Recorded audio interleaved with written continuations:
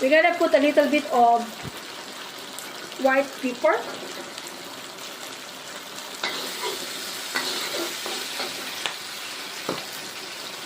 A little bit of sugar.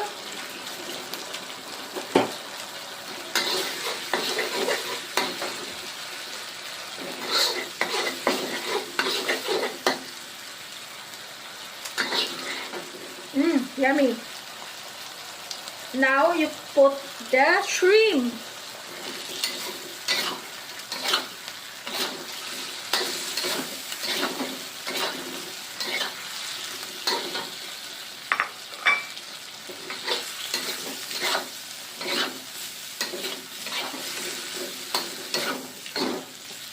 Pagpasensya nyo na walang garnish kasi ayaw ni boss ng may garnish na like spring onion,